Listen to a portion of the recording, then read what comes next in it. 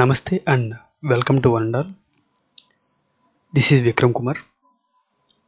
ఈరోజు మనం plant pathology అనే ఈ యొక్క సబ్జెక్ట్ను అగ్రిసెట్ పాయింట్ ఆఫ్ వ్యూ నేర్చుకుందాం. సో ఇక్కడ అండ్ ఇప్పుడు ఈరోజు జరుగుతున్న ఈ యొక్క క్లాస్ అనేది అగ్రిసెట్ మాత్రమే కాకుండా మనకి ఈ యొక్క యూనివర్సిటీ ఎగ్జామినేషన్స్ కూడా ఉపయోగపడుతుంది. ఓకే, సో కాబట్టి మనం ఈరోజు ఈ యొక్క లెక్చర్ని స్టార్ట్ చేద్దాం. So first of all plant pathology అనే ఈ యొక్క సబ్జెక్ట్ని తీసుకుంటే ఈ యొక్క సబ్జెక్ట్ని మనం అగ్రిసెట్ పాయింట్ ఆఫ్ వ్యూలో ఏ విధంగా ఈ యొక్క సబ్జెక్ట్ని అడ్రస్ చేయాలి, ఏ విధంగా చదివితే మనం ఈ యొక్క సబ్జెక్ట్ నుంచి నాలెడ్జ్ని పెంచుకుని తద్వారా మనం ఏంటంటే అగ్రిసెట్లో ఈ యొక్క సబ్జెక్ట్ నుంచి వచ్చే బిట్లన్నింటినీ కూడా మనం రైట్ ఆన్సర్స్గా పెట్టడానికి మనం ప్రయత్నించవచ్చు అనేది ఫస్ట్ ఆఫ్ ఆల్ ఈ యొక్క స్ట్రాటజీని మనం ఇప్పుడు తెలుసుకుందాం. సో ఫస్ట్ ఆఫ్ ఆల్ ఈ యొక్క ప్లాంట్ పెథాలజీ అనే సబ్జెక్ట్ని తీసుకుంటే అసలు అగ్రిసెట్కి మనం ఏం చదవాలి, పెథాలజీ అనే సబ్జెక్ట్ని కవర్ చేయడానికి మనకి ఈ యొక్క సోర్సెస్ ఏంటి అనేది మనం ఫస్ట్ ఆఫ్ ఆల్ ఈ యొక్క పాయింట్ని చూద్దాం. సో మనకి మన యొక్క ప్రతి యూనివర్సిటీ కూడా మనకి ఏంటంటే స్టడీ మెటీరియల్స్ని ప్రొవైడ్ చేసింది, అఫీషియల్ స్టడీ మెటీరియల్. ఓకేనండి, మనకి ఈ యొక్క అగ్రిసెట్ ఎగ్జామినేషన్కి యూనివర్సిటీస్ ప్రొవైడ్ చేసిన అఫీషియల్ స్టడీ మెటీరియల్స్ అనేవి 100% సరిపోతాయి. కాబట్టి మీరు ఇంకా వేరే ఏ యొక్క సోర్స్కి ఫాలో అవ్వకుండా మీరు ఖచ్చితంగా 100% నమ్మకంతో మీకు యూనివర్సిటీ వాళ్ళు ప్రొవైడ్ చేసిన స్టడీ మెటీరియల్స్కి స్టిక్ ఆన్ అయ్యింటూ ఇదే స్టడీ మెటీరియల్స్ని డిఫరెంట్ వేస్గా రివిజన్ చేస్తూ డిఫరెంట్ బిట్స్ని ప్రాక్టీస్ చేస్తూ మీరు ఇదే స్టడీ మెటీరియల్ని చదువుకుంటే సరిపోతుంది. సో మీరు వేరే ఇంకే సోర్సెస్ నుంచి లైక్ ప్రైవేట్ ఇన్స్టిట్యూషన్ నుంచి కానీ లేకపోతే ప్రైవేట్ పర్సన్స్ తయారు చేసిన స్టడీ మెటీరియల్స్ తయారు చేసిన స్టడీ మెటీరియల్స్ చదవడం కంటే యూనివర్సిటీ వాళ్ళు ప్రొవైడ్ చేసిన స్టడీ మెటీరియల్స్ చదవడం అనేది చాలా ఉత్తమం. సో సెకండ్ టాపిక్ తీసుకుంటే మనకి హౌ టు రీడ్. అసలు ప్లాంట్ పెథాలజీని చాలా ఎక్కువ మంది ఏంటంటే డిఫికల్ట్ సబ్జెక్ట్గా చాలా ఎక్కువ మంది ఫీల్ అవుతారండి. మెయిన్ ఆ విధంగా ఫీల్ అవడానికి మెయిన్ కారణం ఏంటంటే వాళ్ళకి బేసిక్స్ అనేవి క్లారిటీగా అర్థం కాకపోవడం వల్ల. సో మనం ఈ యొక్క సబ్జెక్ట్ని మనం ఎలా చదవాలి అనేది మనం చూసుకుంటే ఫస్ట్ ఆఫ్ ఆల్ మనం బేసిక్స్ని చాలా సులభంగా అర్థం చేసుకోవాలి. అట్ ద సేమ్ టైం బేసిక్స్లో మనం స్ట్రాంగ్గా ఉండగలిగితే మనకి ఈ యొక్క సబ్జెక్ట్ అంతా కూడా ఆటోమేటిక్గా మనకి ఏంటంటే ఈజీగా అయిపోతుంది. సో ఈ యొక్క సబ్జెక్ట్ని అడ్రస్ చేయాలంటే సబ్జెక్ట్ మొత్తాన్ని మనం 2 పార్ట్లుగా విభజించుకోవచ్చండి. ఒకటి బేసిక్స్, సెకండ్ మనకి ఇంకోటి ఏంటంటే ప్లాంట్ డిసీజెస్ అండి, plant diseases. So most of the people మనకి ఈ యొక్క ప్లాంట్ డిసీజెస్ మీద కొద్దిగా ఎక్కువగా ఫోకస్ పెడుతూ బేసిక్స్ని మర్చిపోతారండి. ద సేమ్ టైం బేసిక్ తక్కువ ఇంపార్టెన్స్ అనేది ఇస్తారు. సో వాళ్ళు చేసే బ్లండర్ మిస్టేక్ ఏంటంటే బేసిక్స్లో వాళ్ళకి క్లారిటీ అనేది మిస్ అవ్వడం వల్ల అసలు ఈ యొక్క ప్లాంట్ డిసీజ్ ఏ విధంగా వచ్చాయి, లేకపోతే ప్లాంట్ డిసీజ్ మేనేజ్మెంట్కి ఎందుకు ఎలాగే చేస్తున్నారు అనేది ఒక క్లారిటీ లేకపోవడం వల్ల ప్రతి విషయంలో కూడా ఏంటంటే వీళ్ళు ప్రతి ప్లాంట్ డిసీజ్ని మగప్ చేయడం అని కానీ ప్రతి మేనేజ్మెంట్ ప్రాక్టీస్ని మగప్ చేయడం అని కానీ చేస్తారు. సో ఈ విధంగా చేయడం వల్ల వాళ్ళు ఏంటంటే ఈ యొక్క సబ్జెక్ట్ని డిఫికల్ట్గా ఫీల్ అవుతారు. సో మనం ఈ యొక్క డిఫికల్టీని దూరం చేయాలని చెప్పంటే మనం బేసిక్స్ని చాలా బాగా చదవగలగాలి. సో ఈ విధంగా బేసిక్స్ని చదివి దాని తర్వాత కోర్సులో మీకు ప్రొవైడ్ చేసిన అడ్వాన్స్డ్ కంటెంట్ అయినా ఈ యొక్క ప్లాంట్ డిసీజ్ గురించి మీరు నేర్చుకున్నారనుకోండి, కంప్లీట్గా మీరు ఏంటంటే ప్లాంట్ పెథాలజీ అనే సబ్జెక్ట్ని మీరు అగ్రిసెట్ పాయింట్ ఆఫ్ వ్యూలో కానీ లేకపోతే మనకి ఏంటంటే ఈ యొక్క university semester final theory exams కోసం కానీ మీరు సులభంగా నేర్చుకోవచ్చు, అని మంచి మార్కులు తెచ్చుకోవచ్చు. సో నెక్స్ట్ టాపిక్ ఏంటంటే ఈ యొక్క ప్లాంట్ పెథాలజీ అనే సబ్జెక్ట్ని చదివేటప్పుడు మనకి అసలు ఎటువంటి రకరకాలమైన డిఫికల్టీస్ కానీ ఎటువంటి రకరకాల ఇష్యూస్ వస్తాయని మనం ఇప్పుడు చూద్దామండి. ముఖ్యంగా మనకి ఎక్కువ శాతం మంది స్టూడెంట్స్ ఫేస్ చేసే ప్రాబ్లం ఏంటంటే అట్ ద సేమ్ టైం నేను విన్న ప్రాబ్లమ్స్ ఏంటంటే వాళ్ళు చెప్తున్నది మనకి సైంటిఫిక్ నేమ్స్ అనేవి డిఫరెంట్గా ఉంటున్నాయి అని చెప్పి ఒక యూనివర్సిటీ స్టడీ మెటీరియల్కి వేరొక యూనివర్సిటీ స్టడీ మెటీరియల్కి. So ambiguity in scientific names or differences in scientific names.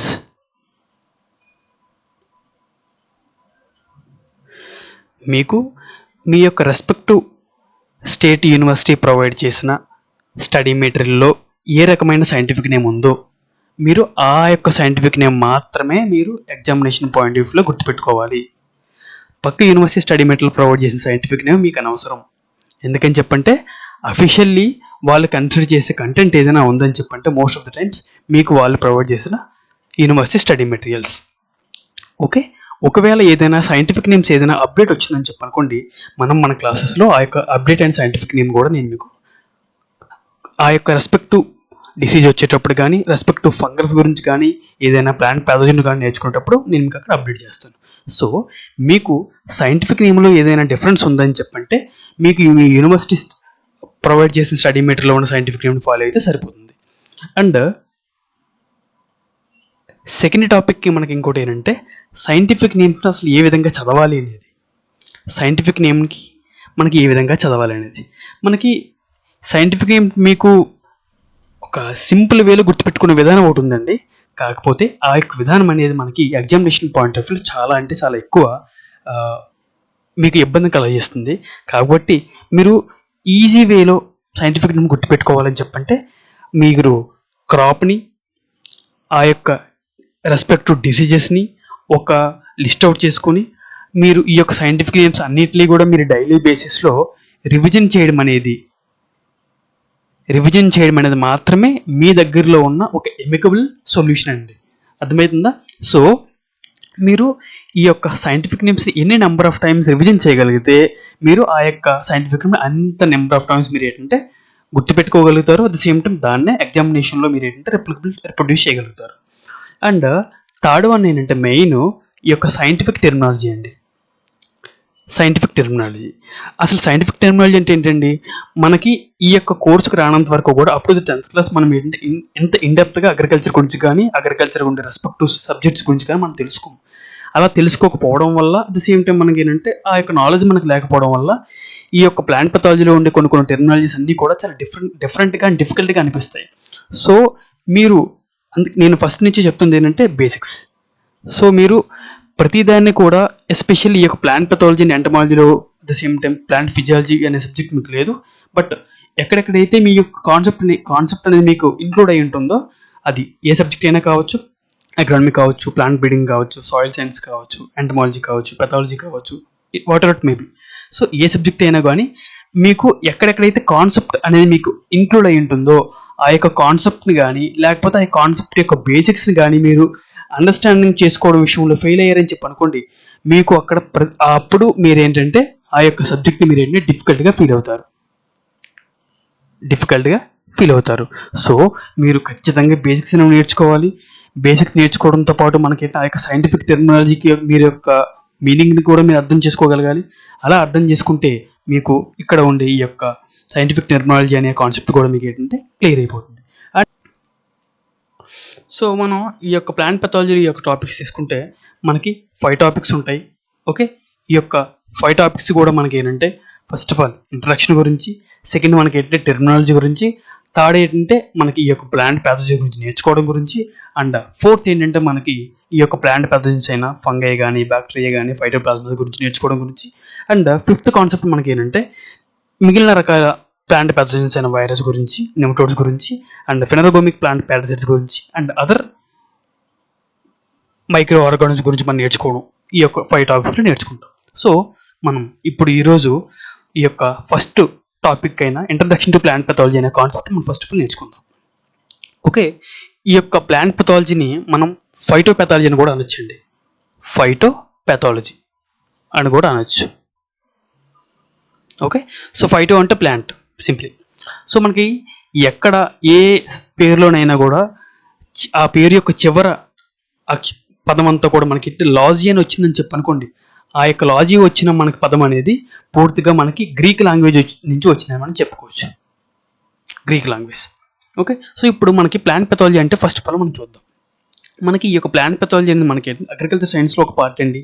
So ఈ యొక్క ప్లాంట్ పెథాలజీ మనకి ఏం చెప్తుందని చెప్పంటే ఒక డిసీజ్ యొక్క కాజ్ గురించి, ఆ యొక్క డిసీజ్ని కలగజేసే ప్లాంట్ ప్యాథోజన్ యొక్క ఇటియాలజీ గురించి, లేకపోతే మనకి ఏంటంటే దాని యొక్క ఫేవరబుల్ కండిషన్స్ గురించి, డిఫరెంట్ థింగ్స్ ఈ యొక్క ఇటియాలజీలో వస్తే ఆ యొక్క ఇటియాలజీ గురించి, అట్ ద సేమ్ టైం ఆ యొక్క డిసీజ్ అనేది రావడం వల్ల మనకి ఏంటి కలిగిన లాసెస్ గురించి అండ్ ఫైనల్లీ ఆ యొక్క డిసీజ్ని ఏ విధంగా మేనేజ్మెంట్ చేయాలి అని ఈ యొక్క 4 కాంపోనెంట్స్ గురించి కూడా మనకి ఏంటంటే plant disease point of view మనం నేర్చుకున్నాం అనుకోండి, దాన్నే ఫైటోపెథాలజీ అని చెప్పి అంటారు. ఓకే, సో ఈ యొక్క ఫైటోపెథాలజీ యొక్క మీనింగ్ మనకి ఏంటంటే మీకు ఆల్రెడీ తెలుసు. అట్ ద సేమ్ టైం మనం చూసుకుంటే ఈ యొక్క ఫైటోన్ అంటే ప్లాంట్ అండి, at the same time pathos అంటే మనకి suffering, at the same time logos అంటే స్టడీ కావచ్చు, డిస్కస్ కావచ్చు, నాలెడ్జ్ కావచ్చు. ఓకే, మనకి ప్లాంట్ దేంతో అయితే సఫర్ అవుతుందో దాని గురించి తెలుసుకోండి, దాన్ని మనం ఏంటంటే స్టడీ చేసే దాన్ని మనం ఏంటంటే ప్లాంట్ పెథాలజీ అని చెప్పి అంటారండి. ఓకే, సో ఈ యొక్క ప్లాంట్ పెథాలజీలో మనకి ఏంటంటే ముఖ్యంగా 4 ఆబ్జెక్టివ్స్ ఉంటాయండి. 4 ఆబ్జెక్టివ్స్ ఉంటాయి. ఆ యొక్క ఆబ్జెక్టివ్స్ ఏంటంటే మనకి first one cause of the disease. Okay, మనకి ఈ యొక్క కాజ్ ఆఫ్ డిసీజ్ అనేది మనకి ఏంటంటే బయోటిక్ అవ్వచ్చు అండ్ నాన్ బయోటిక్ అవ్వచ్చు లేదా ఎబోయిటిక్ అని అవ్వచ్చు. ఎబోయిటిక్ అవ్వచ్చు ఆర్ ఎల్స్ బయోటిక్ అవ్వచ్చు.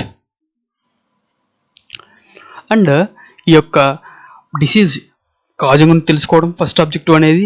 అండ్ సెకండ్ ఆబ్జెక్టివ్ అనేది మనకి ఆ యొక్క ఫ్యాక్టర్స్ గురించి తెలుసుకోవడం. మనకి ఏ ఫ్యాక్టర్స్ అండి, మనకి డిసీజ్ యొక్క డెవలప్మెంట్లో ఏ ఫ్యాక్టర్స్ అయితే ఉపయోగపడుతున్నాయో, లేకపోతే అసలు డిసీజ్ యొక్క డెవలప్మెంట్లో ఏ యొక్క మెకానిజం అనేది మనకి ఏంటంటే అవసరం అవుతుందో ఆ యొక్క ఫ్యాక్టర్స్ని కానీ మెకానిజం గురించి కానీ మనం తెలుసుకుంటాం. అండ్ థర్డ్ యొక్క ఆబ్జెక్టివ్ ఏంటంటే హోస్ట్ అండ్ ప్యాథోజన్ ఇంటరాక్షన్ అండి. థర్డ్ ఏంటంటే హోస్ట్ ప్యాథోజన్ ఇంటరాక్షన్.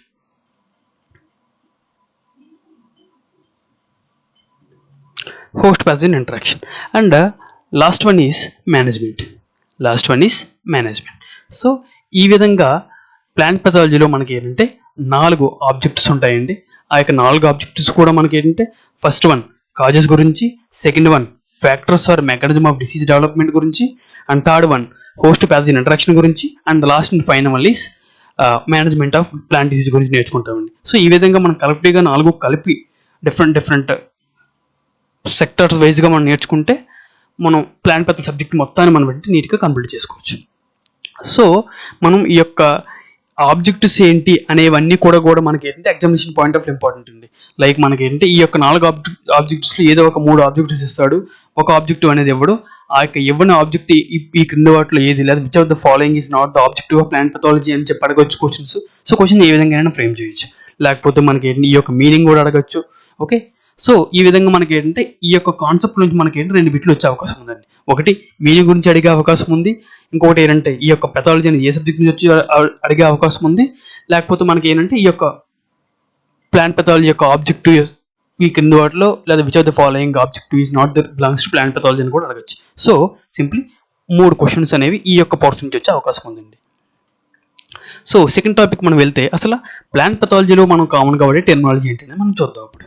సో ఈ యొక్క టెర్మినాలజీ గురించి మనం ఇప్పుడు చూద్దాం.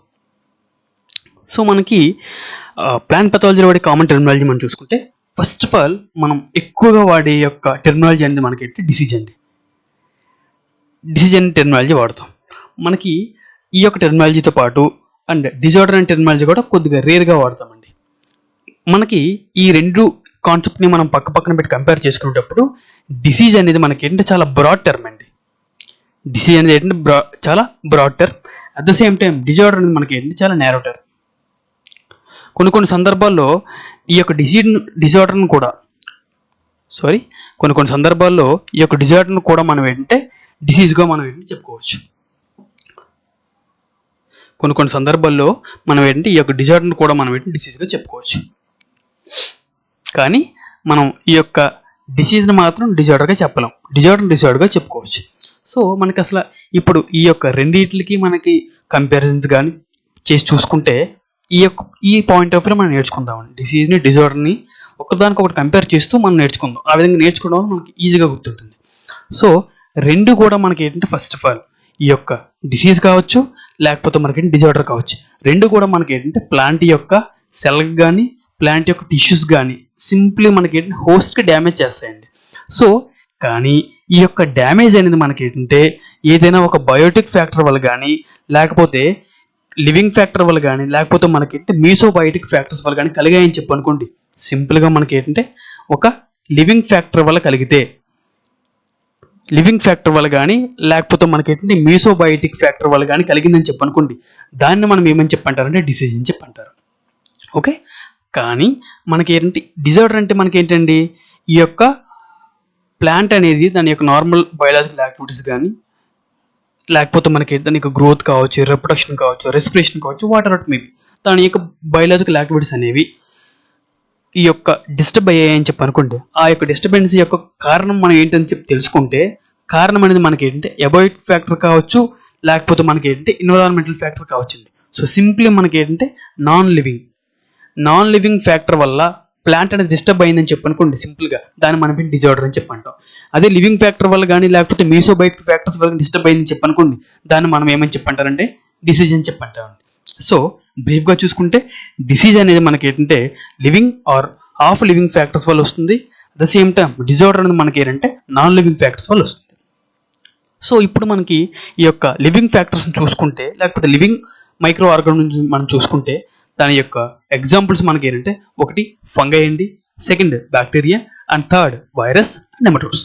సో ఇప్పుడు మనకి ఏంటంటే అసలు డిజార్డర్స్ అనేవి మనం చెప్పుకున్నాం కదా, అసలు ఆ ఎబయోటిక్ ఫ్యాక్టర్స్ మనం చూసుకుంటే ఒకటి మనకి ఏంటంటే టెంపరేచర్ అండి, ఒకటి టెంపరేచర్, రెండు moisture and next one is pH or light etcetera ఇవన్నీ కూడా వస్తాయండి. సో మనకి ఇంకొకటి ఏంటంటే న్యూట్రిషనల్ ఫ్యాక్టర్స్ కావచ్చు నెక్స్ట్ ఇవన్నీ. సో మనకి ఈ యొక్క డిసీజ్ అనేది లివింగ్ ఫ్యాక్టర్స్ వల్ల కలుగుతుంది కాబట్టి మనకి ఈ యొక్క లివింగ్ ఫ్యాక్టర్స్ అనేవి ఫంగై కావచ్చు, బ్యాక్టీరియా కావచ్చు, నిమటోడ్స్ కావచ్చు అండ్ మీసోబయోటిక్ ఫ్యాక్టర్స్ అండ్ వైరస్ కావచ్చు, వైరాయిడ్స్ కావచ్చు, ఇవన్నీ కూడా మనకి ఏంటంటే ఒక ప్లేస్లోంచి అంటే మనకి ఏంటంటే ఒక ఇన్ఫెక్ట్ అయిన ప్లాంట్ నుంచి ఒక హెల్దీ ప్లాంట్కి, ఈ యొక్క హెల్దీ ప్లాంట్ అనేది ఇదేంటి ఇన్ఫెక్ట్ అయిన ప్లాంట్, ఈ యొక్క ఇన్ఫెక్ట్ అయిన ప్లాంట్ నుంచి మనకి ఏంటి ఈ యొక్క హెల్దీ ప్లాంట్కి ట్రాన్స్ఫర్ అవుతుంది. కానీ అదే ఈ యొక్క నాన్ ఇన్ఫెక్టిషియస్ ఈ యొక్క నేచర్ యొక్క మీనింగ్ ఏంటంటే మనకి ఈ యొక్క ఎబయోటిక్ ఫ్యాక్టర్స్ అనేవి మనకి ఒక ప్లేస్లోంచి నథింగ్ బట్ ఇన్ఫెక్టెడ్ ప్లాంట్ నుంచి మనకి ఏంటంటే న్యూ ప్లాంట్కి మనకి ఏంటంటే ఓన్గా ట్రాన్స్మిట్ అవ్వండి. ఈ విధంగా ఓన్గా ట్రాన్స్మిట్ కాకపోతే వాటిని నాన్ ఇన్ఫెక్టేషన్ నేచర్లో ఉందని చెప్పి అంటాం. బెస్ట్ ఎగ్జాంపుల్ మనకి ఏంటి ఈ యొక్క డిజార్డర్ యొక్క బెస్ట్ ఎగ్జాంపుల్ మనకి రైస్లో కైరా డిసీజ్ వస్తుంది కదండి, రైస్లో కైరా డిసీజ్ వస్తుంది. ఈ యొక్క రైస్లో వచ్చే కైరా డిసీజ్ అనేది మనకి జింక్ డెఫిషియన్సీ వల్ల వస్తుంది. సో మనకి ఈ యొక్క కైరా డిసీజ్ అనేది చూడండి ఇక్కడ ఈవెన్ దో ఇది డిజార్డర్ అయినా మనం దీన్ని డిసీజ్ అని చెప్పి పిలుస్తున్నాం. సో అందుకనే ఇందాక నేను మీకు చెప్పాను కదా, డిసీజ్ అనేది చాలా బ్రాడ్ టర్మ్. సో కాబట్టి మనకి ఇక్కడ ఈ యొక్క కైరా డిసీజ్ అనేది మనకి డిజార్డర్ యొక్క బెస్ట్ ఎగ్జాంపుల్. అండ్ డిసీజ్ యొక్క బెస్ట్ ఎగ్జాంపుల్ మీరు తీసుకుంటే రైస్ బ్లాస్ట్ తీసుకోండి and most of the diseases. So మీరు వాటిని మనం డిసీజ్కి ఎగ్జాంపుల్గా మీరు చూసుకోవచ్చు. అండ్ నెక్స్ట్ టెర్మినాలజీ మనం చూసుకుంటే ప్యాథోజన్ అండి. ప్యాథోజన్ అనేది మనకి ఏంటంటే మోస్ట్లీ మైక్రోస్కోపిక్ నేచర్లో ఉంటుందండి. సో మైక్రోస్కోపిక్ నేచర్లో ఉంటుంది కాబట్టి దీన్ని మనం ఏంటంటే మైక్రో ఆర్గానిజం అని చెప్పంటారు. సో ఇది మనకి ఏం చేస్తుందని చెప్పనుకుంటే మనకి హోస్ట్ యొక్క నార్మల్ బయోలాజికల్ యాక్టివిటీస్ అన్నిటిని కూడా డిస్టర్బ్ చేయడం వల్ల మనకి ఏంటంటే డిసీజ్ని కలర్ చేస్తుంది, డిసీజ్ వస్తుంది. సో ఈ యొక్క ప్యాథోజన్ అనేది మనకి ఏంటంటే బేసికలీ 2 టైప్స్ ఉంటుందండి. ఒకటి మనకి ఏంటంటే లివింగ్, ఇంకొకటి మనకి ఏంటంటే హాఫ్ లివింగ్. ఈ యొక్క living and half living pathogen గురించి మనం నెక్స్ట్ లెక్చర్లో చాలా డీటెయిల్గా నేర్చుకుంటాము. సో మనకి ఒక్క వైరస్ అండ్ వైరాయిడ్స్ తప్ప మిగిలిన వాటిలన్నిటిలో కూడా మనం ఏంటంటే లివింగ్ ప్యాథోజన్స్గా మనం చెప్పుకోవచ్చు. ఎగ్జాంపుల్స్ ఏంటంటే ఫంగై అండి, బ్యాక్టీరియా, ఫంగై ఒకటి, బ్యాక్టీరియా ఒకటి, phytoplasma, nematodes, spiroplasma, algae and fastidious vascular bacteria. మీకు ఇది ఎక్కడ కూడా లేదండి, కాకపోతే మనకి సిట్రస్ ఒక డిసీజ్ వస్తుంది, సిట్రస్ గ్రీనింగ్ డిసీజ్ వస్తుంది. ఆ యొక్క సిట్రస్ గ్రీనింగ్ అనేది మనకి ఫాస్టిడియస్ వెస్కులర్ బ్యాక్టీరియా వల్ల కలుగుతుంది. ఓకే, వీటిని ఆర్ఎల్వస్ అని చెప్పంటారు, రికటిషియా లైక్ ఆర్గానిజమ్స్ అని చెప్పంటారు. సో ఈ యొక్క డిసీజ్ వచ్చినప్పుడు నేను మీకు వీటి గురించి నీట్గా ఎక్స్ప్లెయిన్ చేస్తాను. సో ఈ విధంగా మనకి ఏంటంటే ప్యాథోజన్ మొత్తాన్ని 2 టైప్స్కి డివైడ్ చేసుకోవచ్చు, లివింగ్ అండ్ నాన్ లివింగ్ అని చెప్పి. ఓకే, సో హాఫ్ లివింగ్ అని చెప్పి. సో మనకి ఏంటంటే ఇప్పుడు ఇవి కాకుండా మనకి ఏంటంటే న్యూట్రిషనల్ డిజార్డర్స్ ఉన్నాయి కదండి. ఈ యొక్క న్యూట్రిషనల్ డిజార్డర్స్ కూడా మనం ఏంటంటే ప్యాథోజన్ కింద కూడా మనం చెప్పము. సో నాట్ ఈ యొక్క న్యూట్రిషన్ డిజార్డర్స్ మనం ఏంటి ప్యాథోజన్గా చెప్పుకోము. ఎందుకంటే ఇది ఏంటండి, ఇది అబయోటిక్ ఫ్యాక్టర్ కదా, నాన్ లివింగ్ కదా. సో నాన్ లివింగ్ కాబట్టి మనం ఏంటంటే వీటిని ప్యాథోజన్గా చెప్పం. సో నెక్స్ట్ ఏంటంటే మనకి పారాసైట్ అండి. పారాసైట్ అంటే సింపుల్గా ఏం లేదు, ఒక ఆర్గానిజం అనేది వేరొక ఆర్గానిజం, ఫర్ ఎగ్జాంపుల్ ఇక్కడ ఒక ఆర్గానిజం ఉందండి, ఒక ఆర్గానిజం అనేది ఉంది. ఈ యొక్క ఆర్గానిజం అనేది తన యొక్క నార్మల్ బయాలజికల్ లైఫ్ సైకిల్ కోసం, లైక్ రెస్పిరేషన్ కోసం కానీ, రిప్రొడక్షన్ కోసం అని కానీ, గ్రోత్ కోసం అని కానీ, ఓకే, వీటిలో ఏదైనా దేనికోసమైనా కానీ, ఏ పని కోసమైనా కానీ వేరొక ఆర్గానిజం మీద డిపెండ్ అయిందని చెప్పి అనుకోండి, ఆ యొక్క డిపెండ్ అయిన ఆర్గానిజంను మనం ఏంటంటే పారాసైట్ అని చెప్పంటాము. ఏ ఆర్గానిజం అయితే పారాసైట్కి ఆశ్రయం ఇచ్చిందో దాన్ని మనం ఏమని చెప్పంటారంటే హోస్ట్ అని చెప్పంటాం, అతిథి అని చెప్పంటాం తెలుగులో, అతిథి. అర్థమవుతుందండి. సో ఇది పారాసైట్ యొక్క మీనింగ్. నెక్స్ట్ మనకి ఏంటంటే ప్యాథోజెనిసిటీ అంటే మనకి ఏంటంటే ఒక ప్యాథోజన్ యొక్క శక్తి కావచ్చు, లేకపోతే ప్యాథోజన్కు డిసీజ్ను కలుగజేయు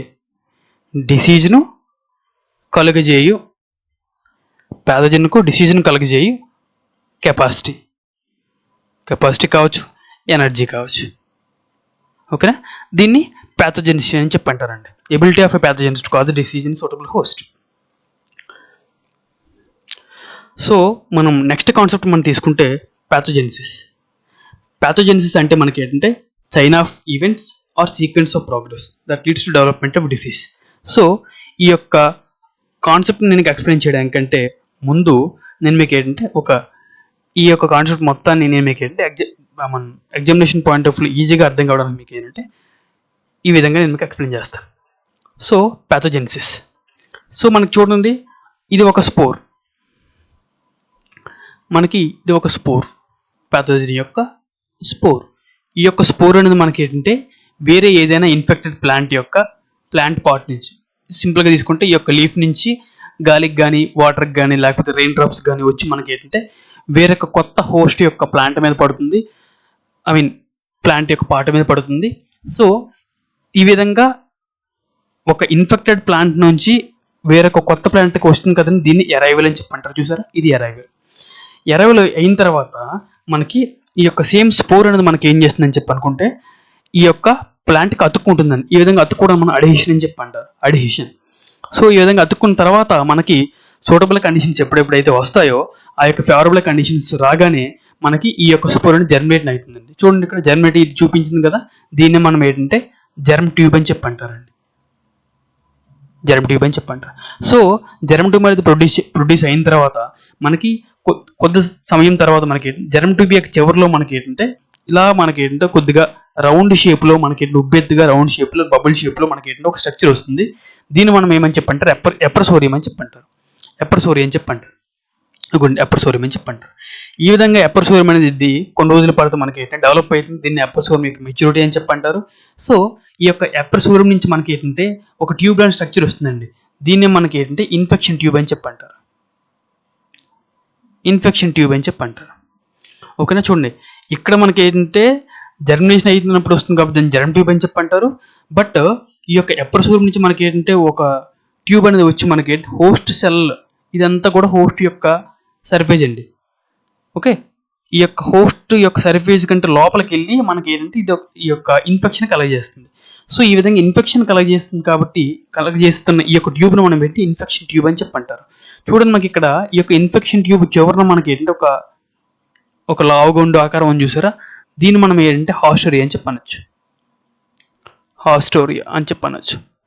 సో ఈ విధంగా పెనిట్రేట్ అయిన తర్వాత మనకి ఏంటంటే ఈ విధంగా పెనిట్రేట్ అయిన ఈ యొక్క ఫంగస్ అనేది మనకి ఆ యొక్క కణం చుట్టూ కూడా మనకి ఏంటంటే కణం లోపల ఉంటుంది. కణం లోపల ఉందని చెప్పండి, దాన్ని మనకి ఇంట్రాసెల్యులర్ అని చెప్పండి, విత్ ఇన్ ద సెల్ అని చెప్పంటారు. బిట్వీన్ ద సెల్స్ ఉందని చెప్పి అనుకోండి, దాన్ని ఇంట్రాసెల్యులర్ అని చెప్పంటారు, ఇంటర్సెల్యులర్. సో మనకి ఎక్కువ కొంతమంది ఇంట్రాసిల్యులర్కి కన్ఫ్యూజ్ అవుతారు మనకి. సో ఈ కన్ఫ్యూజ్ అవ్వకుండా మనకి ఏంటంటే మనకి ఇప్పుడు చూడండి 10th క్లాస్కి డిగ్రీకి మధ్యలో ఇంటర్మీడియట్ ఉంటుంది చూసారా, ఇంటర్. సో ఈ యొక్క ఇంటర్ అనే పదాన్ని మీకు గుర్తుపెట్టుకోండి 10th డిగ్రీకి మధ్యలో. సో కాబట్టి మనకి ఏంటంటే 10th ఒక సెల్ అనుకుంటే డిగ్రీని ఇంకొక సెల్ అని చెప్పి అనుకుంటే ఈ యొక్క ఇంటర్ అనేది మనకి ఏంటంటే 2 సెల్స్కి మధ్యలో ఉంటుంది కాబట్టి ఇంట్రాసెల్యులర్ అని చెప్పి మనం చెప్పుకోవచ్చు.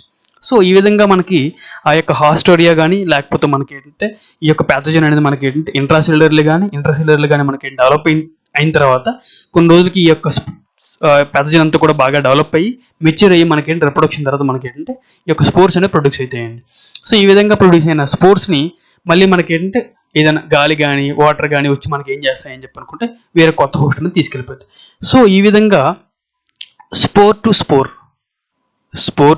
స్పోర్ సింపుల్గా మనం అండర్స్టాండ్ చేసుకోవాలని చెప్పంటే ఈ యొక్క స్పోర్ టు స్పోర్ ఈవెంట్స్ని ఒక స్పోర్ వచ్చినప్పటి నుంచి మళ్ళీ స్పోర్ కొత్తగా డెవలప్ అవడానికి మధ్యలో జరుగుతున్న ఈవెంట్స్ మొత్తాన్ని మనం ఏమని చెప్పంటారంటే ప్యాథోజెనిసిస్ అని చెప్పంటారు. జెనిసిస్ అంటే పుట్టడం అని మీనింగ్, అర్థమవుతుందండి.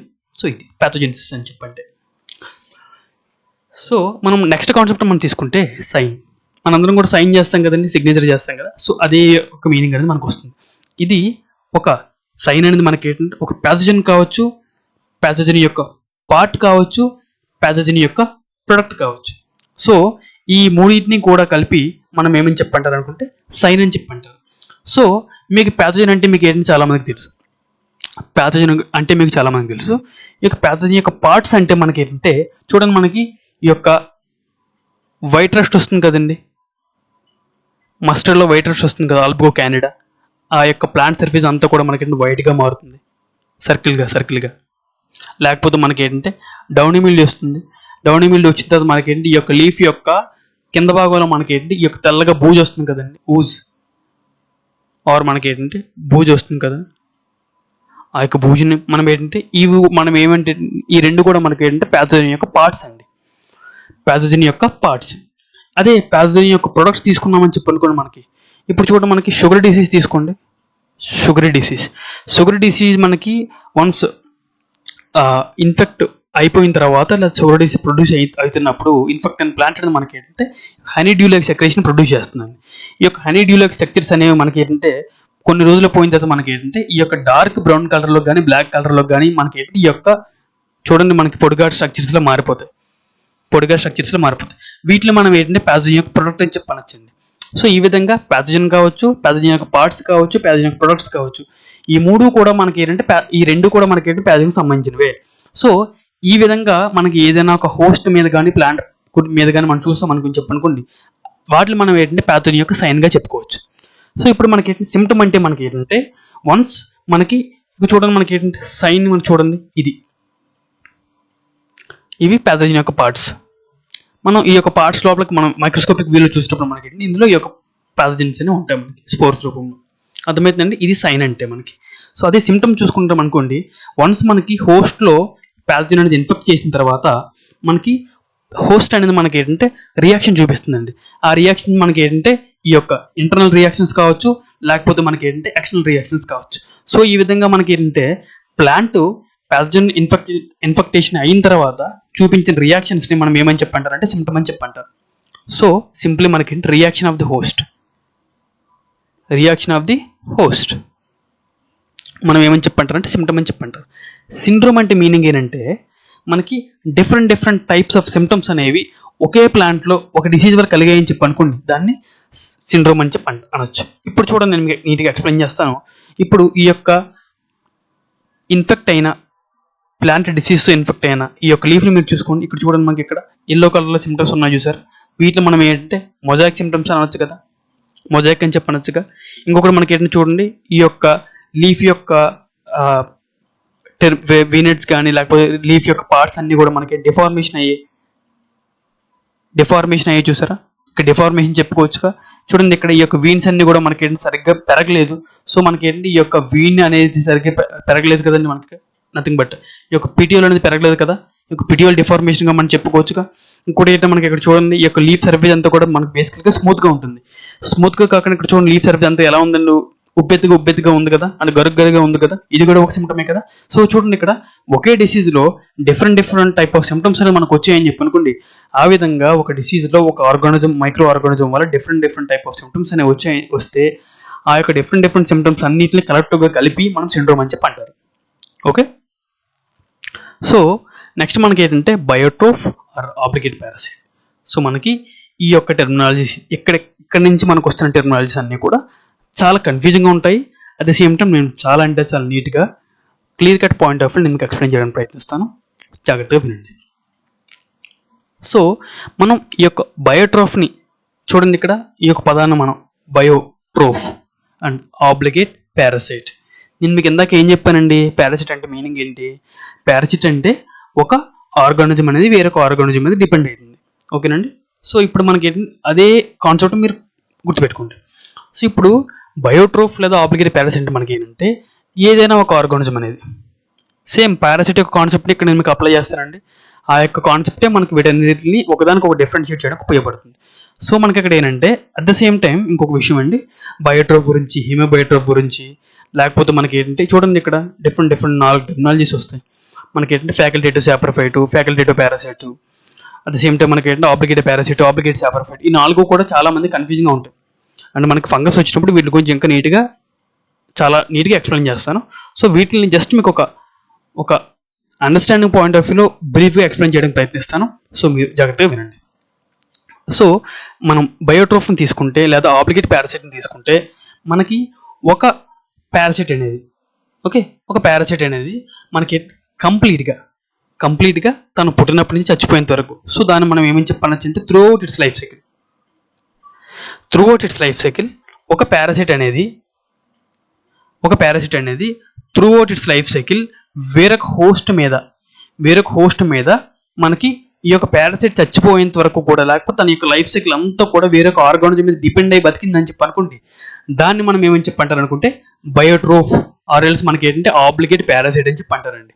సో ఈ యొక్క ఆబ్లిగేట్ పారాసైట్ యొక్క మెయిన్ ఇంకొక పాయింట్ ఏంటంటే ఆబ్లిగేట్ పారాసైట్స్ అన్నీ కూడా, లేకపోతే మనకి బయోట్రోఫ్స్ అన్నీ కూడా ఎప్పుడు ఖచ్చితంగా వాటికి ఏంటంటే హోస్ట్ అనేది ఉండాల్సిందే. ఎప్పుడైతే హోస్ట్ ఉండదో అక్కడ మనకి ఏంటంటే ఈ యొక్క ఆబ్లిగేట్ పారాసైట్స్ అన్నీ కూడా మనకి చచ్చిపోతాయి. సో వీటికి ఎగ్జాంపుల్స్ తీసుకుంటే రస్ట్ ఒకటి, డౌన్ మిల్డియా ఒకటి, పౌడర్ మిల్డియా ఒకటి అండి. ఈ 3 కూడా మనకి ఏంటంటే ఆబ్లిగేట్ పారాసైట్స్. ఓకేనా, ఈ ఎగ్జాంపుల్స్ చాలా ఇంపార్టెంట్ అండి. సో గుర్తుపెట్టుకోవడం ప్రయత్నించండి.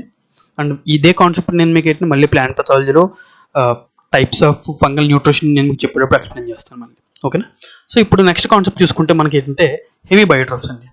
హెమీబయోట్రోఫ్స్ అంటే మనకి ఏంటంటే సింపుల్గా ఏం లేదండి, ఇవి మనకి ఏంటంటే వీటిని మళ్ళీ మనం ఫ్యాకల్టేటివ్ సాప్రోఫైట్గా చెప్పుకోవచ్చు. అసలు ఇక్కడ మనకు ఈ యొక్క ఫ్యాకల్టేటివ్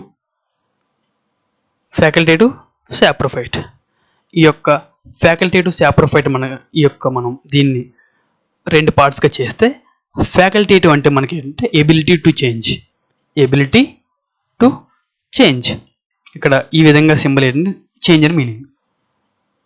ఎబిలిటీ టు చేంజ్ ఏ విధంగా చేంజ్ అవుతుందండి? సాప్రోఫైట్గా చేంజ్ అవుతుంది. అసలు ఎందుకు సాప్రోఫైట్గా చేంజ్ అవ్వాలి? ఎందుకని చెప్పంటే ఇది అసలు ఒరిజినల్లీ ఇది ఏంటి మనకి ఒక పారాసైట్ కాబట్టి. సో చూడండి, ఇక్కడ నేను మీకు ఫస్ట్ రాసేటప్పుడు ఫ్యాకల్టేటివ్ సాప్రోఫైట్ రాశాను. ఈ యొక్క ఫ్యాకల్టేటివ్ సాప్రోఫైట్ని మనం ఏంటంటే ఒక 2 పార్ట్స్గా చేసుకుంటే అసలు ఫ్యాకల్టేటివ్ అంటే మీనింగ్ ఏంటంటే ఎబిలిటీ టు చేంజ్ ఏ విధంగా చేంజ్ అవుతుంది? Change like saprophyte. So if a parasite, originally it is a parasite, so it have an ability to change into saprophytic type of life cycle. When will be there is in a abiotic conditions, లేకపోతే మనకి stress conditions వచ్చేటప్పుడు, ఈ విధంగా మనకి సింపుల్గా మనకి unfavourable conditions వచ్చేటప్పుడు ఒక పారాసిట్ అనేది ఒరిజినల్గా ఒక పారాసిట్ అనేది మనకి ఏంటంటే సాప్రోఫైట్గా మారిపోతుంది. ఈ విధంగా మారిపోతున్న పారాసైట్ని మనం ఏమని చెప్పంటారు అనుకుంటే హెమీబయోట్రోఫ్స్ అని చెప్పి అనొచ్చండి. హెమీబయోట్రోఫ్స్ అని చెప్పి మనం అనొచ్చు. ఈ యొక్క డెఫినేషన్ తీసుకోండి. సో ఇప్పుడు నేను మీకు చెప్పాను కదా, ఒరిజినల్లీ మనకి ఏంటంటే పారాసైట్స్గా ఉంటాయి. సో ఎప్పుడెప్పుడైతే మనకి ఏంటంటే దానికి అన్ఫేవరబుల్ కండిషన్స్ ఉంటాయో, ఆ యొక్క అన్ఫేవరబుల్ కండిషన్స్ వచ్చే టైంలో మనం ఏమవుతాయని చెప్పనుకుంటే, ఇవి మనకి ఏమవుతాయని చెప్పనుకుంటే నార్మల్గా సాప్రోఫైట్గా బతుకుతాయండి. సాప్రోఫైట్గా బతకడం మనకి ఏంటంటే ఈ యొక్క సాప్రోఫైట్గా బతకడం మనకి ఏంటంటే డెడ్ కానీ మనకి ఏంటంటే ఈ యొక్క ఆర్గానిక్ మ్యాటర్ మీద కానీ డెడ్ పార్టికల్స్ మీద కానీ ఆర్గానిక్ మ్యాటర్ మీద కానీ మనకి ఏంటంటే బతుకుతాయి. ఓకేనా. మళ్ళీ ఎప్పుడైతే మనకి ఏంటంటే వీటికి ఒక ఫేవరబుల్ కండిషన్స్ వచ్చి మళ్ళీ వీటికి ఎప్పుడైతే మనకి హోస్ట్ దొరుకుతుందో మళ్ళీ ఇవి ఏం చేస్తాయని చెప్పి అనుకుంటే పారాసైట్కి మారిపోతాయండి. సో అర్థమవుతుందా. సో ఒక పారాసైట్ ఉంటుంది అండ్ ఇక్కడ మనకి ఏంటంటే మధ్యలో హోస్ట్ ఉంటుంది. ఓకే. ఇక్కడ మనకి ఏంటంటే ఒక సాప్రోఫైట్ ఉంటుంది. ఒరిజినల్గా ఇది పారాసైట్.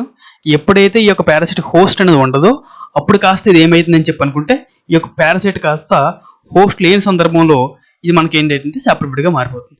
మళ్ళీ ఈ యొక్క సాప్రోఫైటిక్ లైఫ్ సైకిల్ ఉన్నది ఎప్పుడైతే ఫేవరబుల్ కండిషన్స్ ఉంటాయో ఎప్పుడైతే హోస్ట్ ఉంటుందో మళ్ళీ ఇది ఏంటంటే మనకి పారాసైట్గా మారిపోతుంది. అర్థమైంది. సో ఈ విధంగా ఈ 2 టైప్స్ ఆఫ్ వాటి మధ్య స్విచ్ అయితే ఉంటుంది అటు ఇటుగా. ద నెక్స్ట్ మనకి ఏంటంటే పెర్తోట్రోఫ్స్ ఆర్ పెర్తోఫైట్స్. ఇది మనకి ఎగ్జామినేషన్లో చాలా చాలా ఇంపార్టెంట్ అండి. ఓకే. సో మనకి ఏంటంటే బేసికల్గా ఈ యొక్క పెర్తోట్రోఫ్స్ ఆర్ పెర్తోఫైట్స్ అని చెప్పంటే వీటిని మనం ఏమని చెప్పంటే నెక్రోట్రోఫ్స్ అని కూడా అనొచ్చు. సో మనం ఏంటంటే వీటిని నెక్రోట్రోఫ్స్ అని కూడా అనొచ్చు. మనకి ఈ యొక్క పెర్తోట్రోఫ్స్కి అసలు డెఫినేషన్ అంటే మనకి ఏంటంటే బేసికల్లీ పెర్తోట్రోఫ్స్ మనకి ఏంటంటే పారాసైట్స్ అండి. ఒక పారాసైట్ మనకి పారాసైట్ ఏంటంటే మనకి బతకాలని చెప్పంటే హోస్ట్ కావాలి కదా, లివింగ్ హోస్ట్ కావాలి కదా.